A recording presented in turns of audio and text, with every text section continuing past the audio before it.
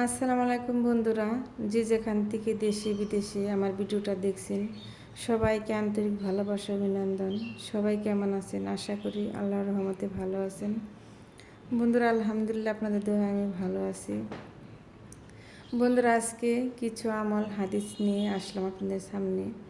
অবশ্যই আপনাদের ভালো লাগবে। ভিডিওটি স্কিপ করে চলে যাবেন না, সম্পূর্ণ ভিডিও দেখবেন। দেখলে আপনাদের কাজে লাগবে, উপকারিতা পাবেন।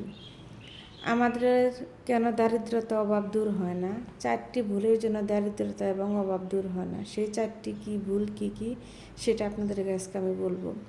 1 নম্বর ভুল হচ্ছে বন্ধুরা, আমরা নামাজ পড়তে সময় তাড়াহুড়া করে নামাজ পড়ি, ব্যস্ত দেখায় নামাজ পড়ি, যে এই কাজ করবো তাড়াতাড়ি করে নামাজ পড়ি।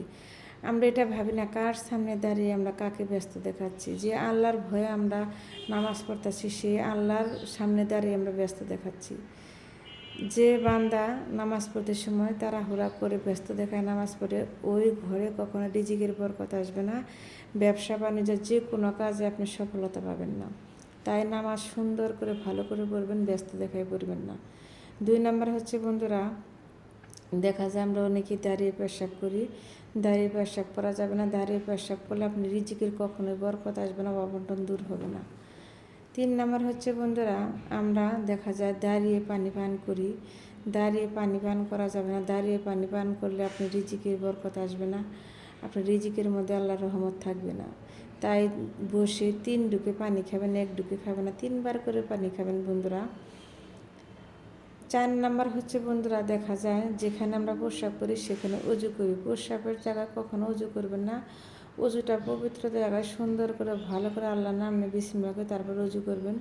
প্রস্রাবগুলো না পাক জায়গায় সেখানে অজু করলে আপনার অজু হবে না, আপনার রিজিকে বরকত আসবে না, কামাই রুজি বরকত হবে না। বন্ধুরা আমি আপনাদেরকে কথা বলি, আপনাদের কাছে কেমন লাগে জানি না। আমি যতটুকু আমল করি ততটুকুই বলি। আমার কথাগুলো যদি মাঝে মাঝে হঠাৎ ভুল হয়ে যায় ক্ষমা দৃষ্টিতে দেখবেন, মানুষ মাত্রই ভুল। আর আমার ভিডিও যদি আপনাদের কাছে ভালো লাগে বন্ধুরা, তাহলে লাইক কমেন্ট করে সাবস্ক্রাইব করে আমার পাশে থাকবেন। আমি যেন আরও অনেক দূরে এগিয়ে যেতে পারি আপনাদের দোয়ায়। আপনারা আমার পাশে থাকবেন যেন অনেক দূরে গিয়ে যে আপনাদের ভালোবাসায় যেন এগিয়ে যেতে পারি। আপনারা যদি পাশে থাকেন ইনশাআল্লাহ আল্লাহর রহমতে আমি অনেক দূরে এগিয়ে যেতে পারবো।